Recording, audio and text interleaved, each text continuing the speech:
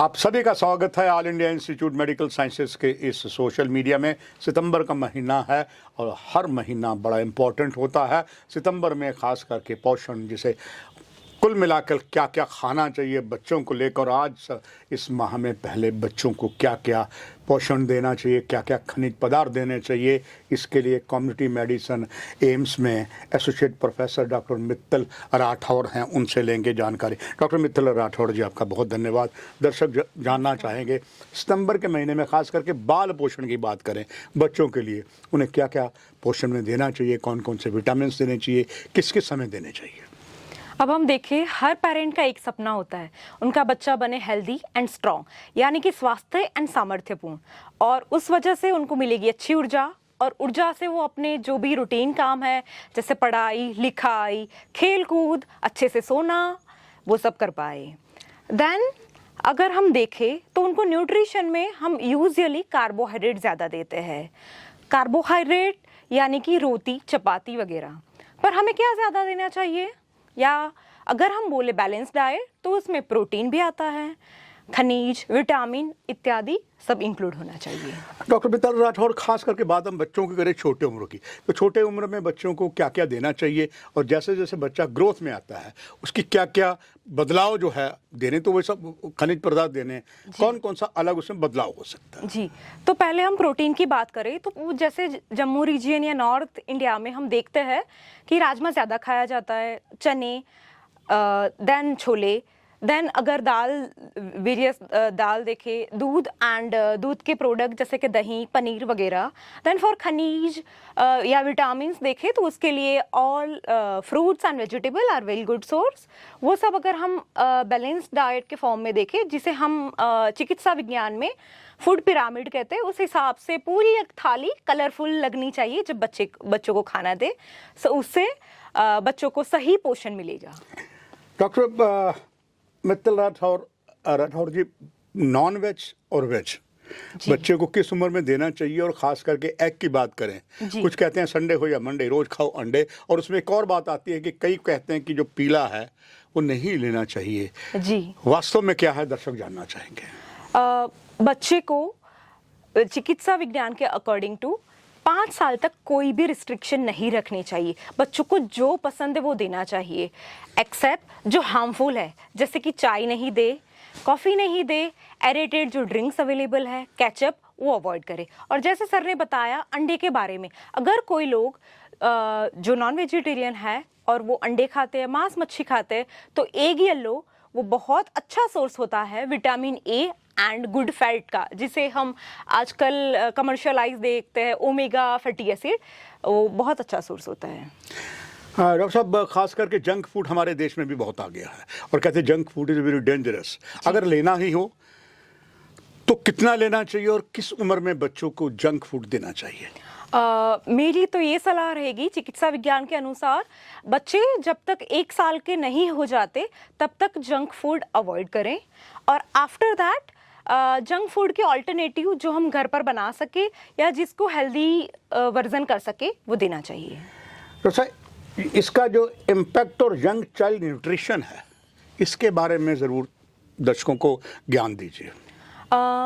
जैसे world health organisation UNICEF, आपने नाम सुना होगा, वो हर साल बेस्ड ऑन वेरियस रिसर्च एक मार्गदर्शिका प्रकाशित करते हैं जिसका नाम है IYCN, that is infant young child nutrition. यहाँ पर वर्ड यूज किया है न्यूट्रिशन, मतलब खाना खिलाने की साइंस।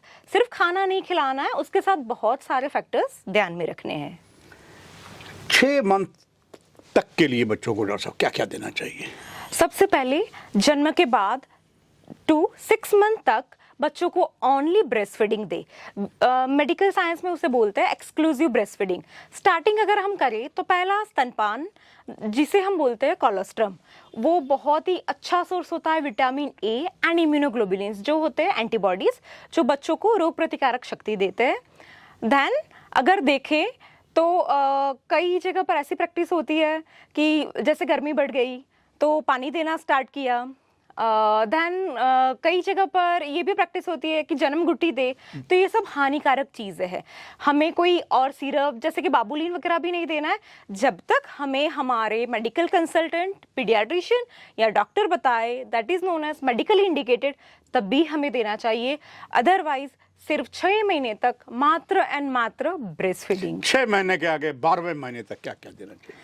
आगे 6 महीने जैसे ही खत्म हो तब हमें फूड स्टार्ट करना है, जिसे हम मेडिकल साइंस में बोलते हैं कॉम्प्लीमेंट्री फीडिंग।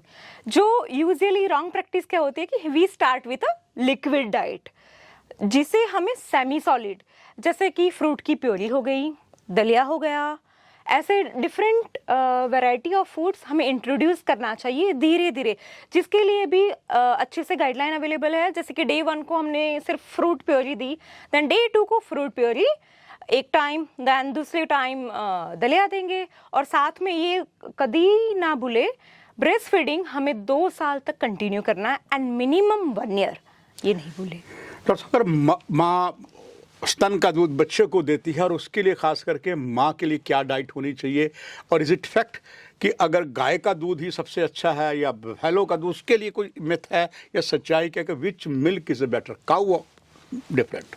ओके, अगर हम छोटे बच्चे का देखें तो उनका जो पाचन तंत्र होता है वो डेवलपिंग कंडीशन में होता है, तभी सारे डॉक्टर्स जो काउज मिल्क होता है वो थोड़ा पतला होता है एंड उसमें कम फैट होते हैं, ताकि वो रिकमेंड करते हैं so till 1 year cow's milk is preferred. पर अगर आपके पास अवेलेबल नहीं है तो गोट मिल्क, बफेलो मिल्क, कोई भी मिल्क चल सकता है।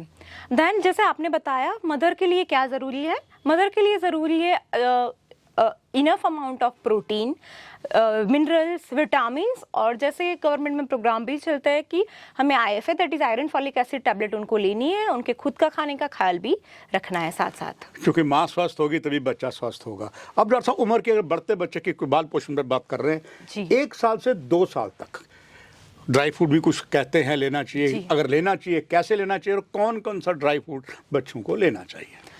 इसके बारे में मैं ये बताना चाहूँगी, जैसे पीनट्स या नट्स हम बोले तो लेस देन 1 ईयर के जो चिल्ड्रन है उसमें अवॉइड करने का ट्राई कीजिए, या अगर आप देना चाहते हो तो किसी चीज़ के साथ मिक्स करके प्योरी बना के दीजिए, बिकॉज जो लेस देन 1 ईयर के जो बच्चे हैं उसमें श्वसन तंत्र है, उसमें फंस जाने के ज़्यादा चांसेस है, वो निगल नहीं पाते।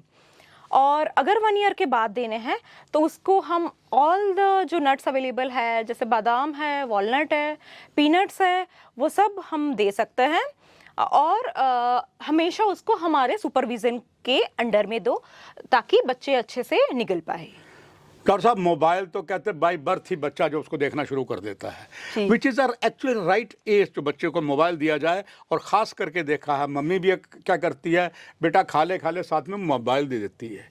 कितना ये फ़ायदेमंद है, कितना हानिकारक, और कब देना चाहिए माताओं के लिए बात?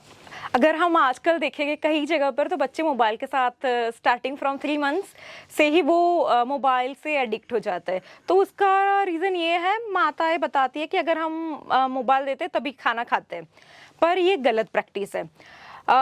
एक टर्मिनोलॉजी है जिसे बोलते हैं गट ब्रेन एक्सिस। जब हमारा बच्चा डिफरेंट कलर्स देखता है उसकी प्लेट में, तब उसका ब्रेन एक्टिवेट होता है, न्यूरॉन इन्वॉल्व होते हैं, न्यूरॉन ग्रोथ होता है। पर जब बच्चा मोबाइल पर ध्यान देता है तब उसका खाने में कोई भी ध्यान नहीं होता है। सो इट इज़ बेटर कि बच्चा जब 1 साल का हो जाए उसके बाद ही उसको मोबाइल इंट्रोड्यूस करे, और उसकी भी मैक्सिमम लिमिट है 1 to 2 hours only per day, उससे ज़्यादा नहीं। ये माह जो है बहुत इंपॉर्टेंट था, और डॉक्टर साहब ने आपको महत्वपूर्ण जानकारी दी। निश्चित तौर पर इनके द्वारा दिया गया जो बात की है उस पर अमल कीजिए, आपका बच्चा और भी स्वस्थ होगा, आप भी स्वस्थ होंगे। नमस्कार।